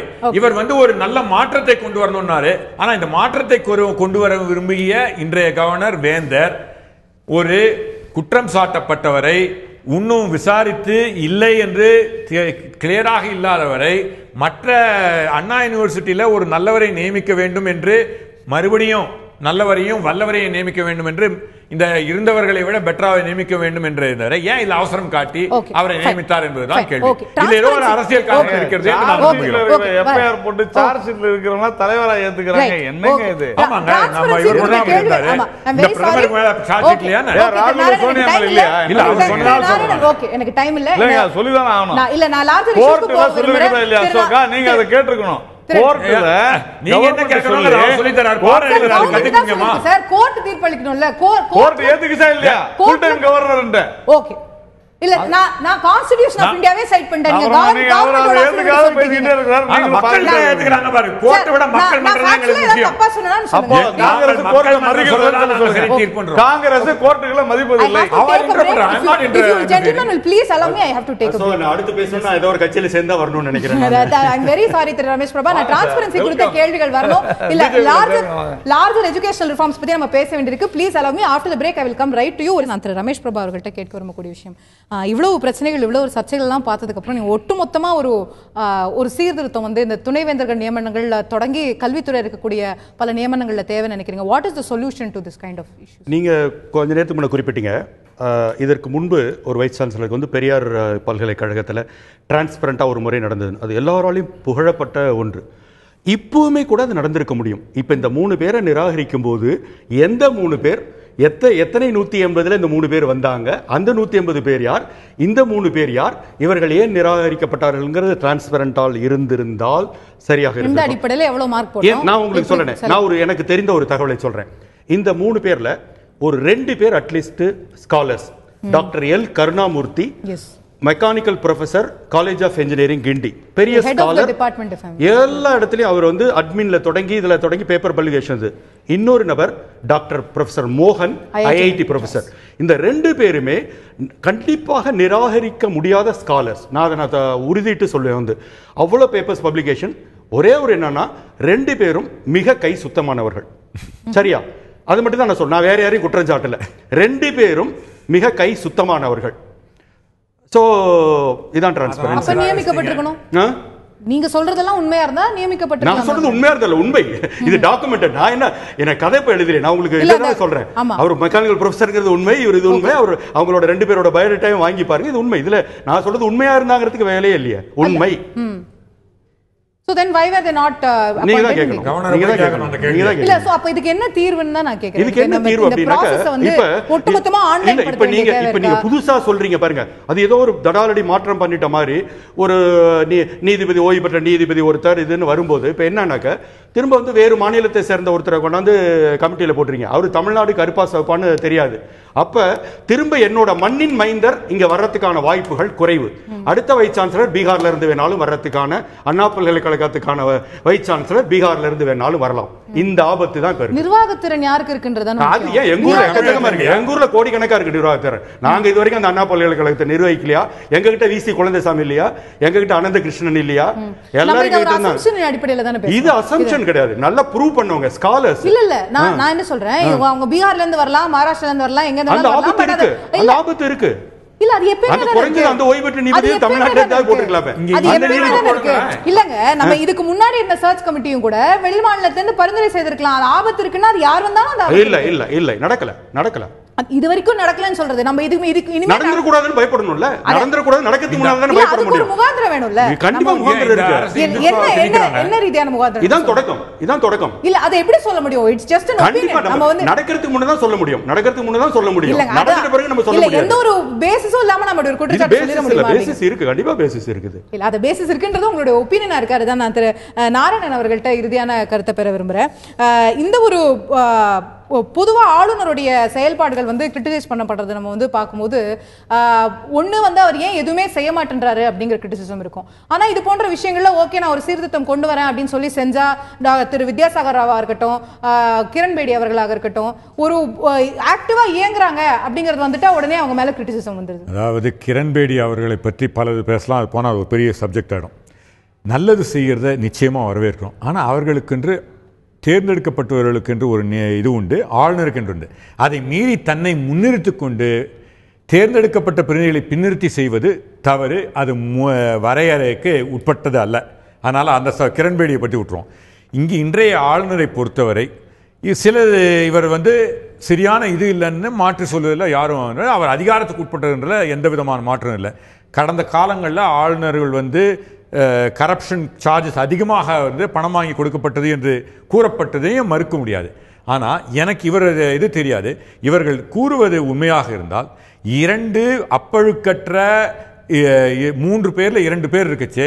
இந்த ஆளுநர் அனைத்தையும் தள்ளி வைத்ததற்கான காரணம் என்ன என்பதை நீங்கள் எல்லாரும் மறுபடியும் விவாதிக்கணும். அவரால் செய்வது வந்து நல்லதாக இருந்தாலும் அதை செய்கின்ற முறையும் வெளிப்படைத்தன்மையும் இந்த 3 பேர் இவர் சொன்ன மாதிரி இது வந்து பெரிய மாற்றம் கொண்ட மாதிரி ஆளுநர் வந்து பெரிதுபடுத்திக்கிறாரு. ஆனால் இவர் சொன்ன மாதிரி இந்த 3 பேர் யாரு, அவர்கள் நிராகரிக்கப்பட்டதற்கான காரணம் என்னன்னு இவர் சொன்ன மாதிரி எனக்கு நான் பேசினா அரசியல்னு சொல்லுவீங்க. அரசியலுக்கு அப்பாற்பட்டவர் சொல்லுச்சு. அது நாளைக்கு ஆளுநர் வந்து இந்த இதை பார்த்துட்டு வெளியிட்டார் டிரான்ஸ்பரண்டா சொல்லணும் அப்படிங்கிறது உங்களுடைய இறுதியான பார்வையா இருக்கிறது. திரு நந்தகுமார், யுவர் லாஸ்ட் வேர்ட். அதாவது இதை பொறுத்த வரைக்கும் மாணவர்கள் படித்து முடிச்சுட்டு வந்த மாணவர்களை வந்து தேவையில்லாமல் அவங்க மன உளைச்சல் ஏற்படுத்தாமையும் குழப்பாமையும் இருக்கணும். அதாவது இப்போ வந்து சர்டிஃபிகேட்டில் வந்து வேந்தரோட சைன் தேவையில்லை அப்படின்ட்டு சொல்கிறாங்க. பட் அது எந்த அளவுக்கு அது சட்டப்பூர்வமாக இருக்கா இல்லை வந்து எந்தெந்த கம்பெனி அதை ஏற்றுக்குவாங்கலாம் சொல்ல முடியாது. ஒரு கம்பெனியில் வந்து சர்டிஃபிகேட் வந்து வேந்தரோட சைனே இல்லை, இது வந்து போலியாக இருக்குமோ அப்படி நிராகரிக்கக்கூடியதுக்கான எல்லா இதுவுமே இருக்குது. அதில் ஒரு சைன் இல்லைன்னா கண்டிப்பாக அது சிக்னேச்சர் தாண்டி அந்த சர்டிஃபிகேட்ல பல்வேறு விஷயங்கள் இருக்கும். ஹோலோகிராம்லேருந்து சீல்லேருந்து எல்லாமே இருக்கும். அதை வந்து ஒரிஜினல்ன்றதை ப்ரூவ் பண்ணுறதுக்கு அப்படி இருக்கும்பொழுது வந்து படித்து முடித்தவங்க வெளியில் வந்துருக்க வந்து 4 வருஷம் படித்து முடிச்சுட்டு இப்போ வெளியில் இருக்காங்கன்னா அவங்க வேலை தேடுறதுல தான் அவங்க ஒரு ஆர்வமாக இருப்பாங்க. அந்தமாரி நேரத்தில் தேவையில்லாமல் வந்து அவங்கள வந்து இந்த மாதிரி குழப்பறது தவிர்க்கணும். அப்புறம் மேலும் என்னென்னா இப்போ சட்டமன்ற உறுப்பினர்கள் சொன்ன மாதிரி இப்போ ஆளுநர் அவர்கள் வந்து கண்காணிப்பு குழுவில் எல்லாருமே இருக்காங்க அப்படின்றாங்க. நமக்கு கிடைச்சிருக்க ஆளுநர் பொறுப்பாளுநர் தான். எந்த அளவுக்கு இப்போ நியமிக்கக்கூடிய பரிசீலனைக்கு அனுப்பிச்சிருக்கக்கூடிய அந்த வேந்தர்களை எல்லாம் வந்து லிஸ்ட்டில் வந்து அவங்க எந்த அளவுக்கு அவங்க கண்காணிச்சாங்கன்றது தெரியல. இப்போ அப்புறமேல் பார்த்தீங்கன்னா இப்போ எம்எல்ஏ எலெக்ஷனே வந்து பார்த்தீங்கன்னா ஒரு இடைத்தேர்தலில் 6 மாதத்துக்குள்ளே வைக்கிறாங்க. இது வந்து ஒரு கல்வி ஒரு தலைமுறையை அடுத்த நிலைக்கு கொண்டு போகிறதுக்கான ஒன்று. இதுக்கு வந்து 1.5 வருஷம் வந்து காலதாமதமாக டைம் எடுத்துக்கிறதுன்றது வந்து ஒரு வருத்தமானது. ரைட். ஸோ இது வந்து ஃபாஸ்டரா இன்னும் வந்து பெட்டரான ஆட்களை வந்து தேர்ந்தெடுக்கணும் அப்படிங்கிறது மாணவர்களுக்கு பாதிப்பு இல்லாத வகையில் இருக்கணுன்றதை புரிஞ்சுக்கிறேன். கண்டிப்பாக உங்ககிட்ட வரேன் சார். திரு முருகுமாறன், உங்களுடைய இறுதியான பார்வையை பதிவு செய்ய மார்க்கெட். மாணவர்களை பொறுத்தவரையிலே துணைவேந்தருடைய கையொப்பம் இல்லாவிட்டாலும் கூட எந்த வேலை வாய்ப்புக்கு சென்றாலும் அல்லது எந்த தனியார் துறையிலே பணிக்கு சென்றாலும் அந்த சான்றிதழ்களை உண்மைத்தன்மை அறிதல் ஜென்யூனஸ் என்கின்ற வகையில் அதை வகைப்படுத்துவார்கள். அவர் அந்த பல்கலைக்கழகத்தில் படித்திருக்கிறாரா, இது அவருடைய பதிவெண்ணா, இது அவருடைய பெற்ற மதிப்பெண்ணா என்று ஆய்வு செய்கிற பொழுது அதில் உண்மைத்தன்மை இருக்கும் வகையில் இருக்குமாயானால் அதனை அவர்கள் ஏற்றுக்கொள்வார்கள். அதிலே உண்மைத்தன்மை இல்லை என்று சொன்னால்தான் நிராகரிக்கப்படுவார்களே தவிர துணைவேந்தர் கையொப்பம் இருக்கிறதா அல்லது பதிவாளர் கையொப்பம் இருக்கிறதா என்று கையொப்பை வைத்து யாரும் மதிப்பிடுவதில்லை என்பதை நான் முதலில் தெரிவித்துக் கொள்கின்றேன். மற்றொன்று, ஒரு குற்றம் சாட்டப்பட்டவரை நம்முடைய துணைவேந்தராக நியமனம் செய்திருக்கிறார்கள் என்று சொல்லுகிற பொழுது அது ஏன் விவாதத்திற்குரியதாக வருகிறது என்று சொன்னால் முழுக்க இது ஆளுநருடைய அதிகாரத்திற்கு உட்பட்டது. ஆனால் ஒரு பல்கலைக்கழகத்தில் நிராகரித்து செய்துவிட்டு மற்றொரு பல்கலைக்கழகத்தில் துணைவேந்தரை நியமிக்க செய்யக்கூடியவர் குற்றம் சாட்டவராக இருக்கின்ற பொழுது மக்கள் மன்றத்தில் அதனுடைய பார்வை சரியாக புரிதல் தன்மைக்கு உட்பட்டதாக இல்லை. எனவே நம்முடைய ஆளுநர் அவர்களுக்கு வந்திருக்கக்கூடிய தகவலின் அடிப்படையிலே தான் ஆளுநர் அவர்கள் நியமனம் செய்கிறாரே தவிர ஆளுநர் ஒரு நிலையான ஆளுநர் இந்த மாநிலத்திற்கு இல்லை. ஒரு நிலையான ஆளுநராக அவர் இருந்திருப்பார். நான் திரும்பவும் கான்ஸ்டிடியூஷன் ஆஃப் இந்தியாக்குள்ள போக விரும்பல, நான் நிகழ்ச்சியை முடிக்க வேண்டியது இருக்கு. இறுதியா உங்களோட பார்வையை மட்டும் பெற விரும்புறேன். இப்போ மதுரை காமராஜ் பல்கலைக்கழகத்தில் நியமிக்கப்பட்டிருக்கக்கூடிய துணைவேந்தர் அந்த நியமனம் சரி இல்லை அப்படிங்கறதா உங்களுடைய கருத்தே. ஆனால் அவரை நீக்குவதற்கான முயற்சியை தமிழக அரசாங்கம் எடுக்க போகிறதா? அது ஆளுநருடைய வரையறைக்கு உட்பட்டு ஆளுநர் நியமனம் செய்திருக்கின்ற பொழுது அதுக்கு பரிந்துரை தமிழக அரசாங்கம் அதை மறுபரிசீலனை செய்ய வேண்டும் என்பதை எப்படி சொல்ல முடியும்? உங்களுக்கு நல்லா தெரிஞ்சிருக்கும்னு நினைக்கிறேன். அந்த இன்டர்வியூ பண்ண பேனல்ல உயர்கல்வித்துறை அமைச்சரும் கூட இருந்தார். சோ அவருடைய பரிந்துரை அதுவாக இருக்குமான்னு கட்டாயம் இல்ல. அவர் உயர்கல்வித்துறையினுடைய அமைச்சர் அந்த குழுவினுடைய பரிந்துரையை சரி செய்து அவர்கள் வகைப்படுத்தி கொடுத்திருப்பதை சரிபார்த்து அவர் அனுப்பியிருப்பார். இல்லங்க, இப்ப ஒரு அலிகேஷன் இருக்குதுங்கிறது இதுக்கு முன்னாடி தெரியலன்னே வச்சுக்குவோம். இப்ப தெரிய வந்துருச்சு அப்படிங்கிற அடிப்படையில இந்த துணைவேந்தர் வேண்டாம் வேற மாத்திருவோம்னு தமிழக அரசு சார்பில் பரிந்துரை செய்யப்படுமா? தமிழக அரசு சார்பாக அதில் தவறுகள் இருக்குமையானால் நிச்சயம் தமிழக அரசு அதற்கான நடவடிக்கை மேற்கொள்ளும். அப்படி அந்த நடவடிக்கை மேற்கொள்வதற்கான முகாந்திரம் கால அவகாசம் சூழல் இப்போது இல்லை என்று சொன்னால் இனி வரக்கூடிய துணைவேந்தர் நியமனத்தில் 100% டிரான்ஸ்பரன்சியாக தமிழக அரசு நியமனம் செய்யும், பரிந்துரை செய்யும். Okay, right. திரு நாராயணன், உங்களுடைய சுருக்குமா அப்படின்னு சொல்லுவீங்க, நேரம் ஆயிடுச்சு. முருகுமாறன் சொன்னது மாதிரி ஒரு சில அமைச்சர்கள் மீது கூட, குறிப்பாக விஜயபாஸ்கர் மீது எஃப்ஐஆர் இருக்குது. ராஜினாமா பண்ணுவாரான்னு கேளுங்க, பரிந்துரை பண்ணுவாங்களான்னு கேளுங்க. அதே போல் இப்போ சமீபத்தில் என்ன ஆயிடுச்சு, இந்த துணைவேந்தர் நியமனத்தில் ஒரு வெளிப்படையான தன்மை இருக்கிறதா தான் எனக்கு தெரிந்த கல்வியாளர்கள் சொல்கிறார்கள். இது ஒரு நல்ல மாற்றத்திற்கான அறிகுறி. தவிர ஏதோ ஆளுநர் அல்லது வேந்தர் ரொம்ப நாளாக வச்சுக்கிட்டு இருக்கிறதா சொல்கிறாங்க. 1.5 வருடங்களாக அரசு தன்னுடைய இடத்துல வச்சுக்கிட்டு இருந்துச்சு. மதுரை காமராஜ் யூனிவர்சிட்டி 10 நாள், இது 1 மாதம் கூட இல்லை. அதனால் வேந்தர் தன்னுடைய கடமையை சரியாகத்தான் செய்திருக்கிறார். ஆனால் இந்த விவகாரத்தில் கூட இது குறித்து 1.5 மணி நேரம் தந்தி தொலைக்காட்சியில் விவாதித்த போது கடைசியில் எப்பொழுதும் போல் ஒரு 6 மாதமாக இந்த மாதிரி விவாதங்களில் கடைசியில் ஒரு இடத்துல கொண்டு வந்து மண்ணின் மைந்தர், மாநில உரிமைகள் இப்படி பேசி ஒரு புது ஃபேஷனை உருவாக்குறாங்க தமிழ்நாட்டில். எனக்கு வருத்தமே அதில் நம்ம ரமேஷ் பிரபாவம் சேர்ந்துட்டாரே. அப்போ இனிமேல் வரக்கூடிய காலங்களில் அண்ணா பல்கலைக்கழகம், தமிழ்நாட்டு பல்கலைக்கழகங்களில் வெளி மாநில மாணவர்கள் சேரக்கூடாதுன்னு ஒரு போராட்டத்தை ரமேஷ் பாபாவே முன்னெடுப்பாருன்னு நான் நினைக்கிறேன். அவருடைய கருத்து அவர் சொல்லிருக்காரு. நான் என் கருத்து தானே சொல்றேன். அவர்களுடைய கருத்து சொல்றேன். என் கருத்து இது.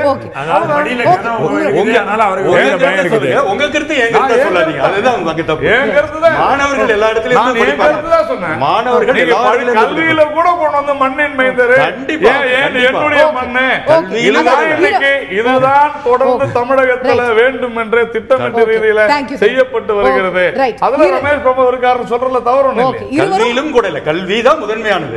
இருவரும் அவரவர்கள் கருத்து சொல்லிட்டு நிகழ்ச்சியை நிறைவு செய்தாக வேண்டியிருக்கிறது. இந்த துணைவேந்தர்களுடைய நியமனத்தில் ஆளுநருடைய செயல்பாடுகள் பல்வேறு சர்ச்சைகளை ஏற்படுத்தி இருக்கின்றன. இதுல நிச்சயமாக தமிழகத்தில் இருக்கக்கூடிய துணைவேந்தர்கள் நியமனங்கள் தொடங்கி எல்லா நியமனங்களுமே வெளிப்படைத்தன்மையுடன் நடக்க வேண்டும், ஒரு டிரான்ஸ்பரண்டாக நடக்க வேண்டும் என்பது எல்லாருடைய ஆசையாகவும் இருக்க முடியும். யாருமே அதில் மாற்று கருத்து இருக்க முடியாது. இந்த ஒரு விஷயத்தில் சட்ட ரீதியாக ஆளுநர் தன்னுடைய அதிகாரத்தை பயன்படுத்தி இந்த போன்ற விஷயங்களை செய்திருக்கிறார். மீண்டும் 3 பெயர்களை பரிந்துரைக்காக கேட்டிருக்கிறார் என்பதை பார்க்க முடிகிறது. இது போன்ற விஷயங்கள், இந்த சீர்திருத்தங்கள் தொடரப்போகிறதா? ஏற்கனவே பள்ளிக்கல்வித்துறையில் பல்வேறு சீர்திருத்தங்கள் வந்து கொண்டிருப்பதை பார்க்க முடிகிறது. இதே போல உயர்கல்வியிலும் சீர்திருத்தங்கள் தொடரப்போகிறதா? இன்னும் வெளிப்படைத்தன்மையை கூட்டக்கூடிய விஷயங்களாக இருக்குமேயானால் நிச்சயமாக அனைவரும் வரவேற்கத்தக்க ஒன்றாகத்தான் இருக்கும். பொறுத்திருந்து பார்ப்போம் நேயர்களே. நிகழ்ச்சியில் கலந்து கொண்டு கருத்துக்களை தெரிவித்த அனைத்து விருந்தினர்களுக்கும் நன்றி, பார்த்த உங்களுக்கும் நன்றி. தொடர்ந்து இணைந்திருங்கள் நந்தி தொலைக்காட்சி.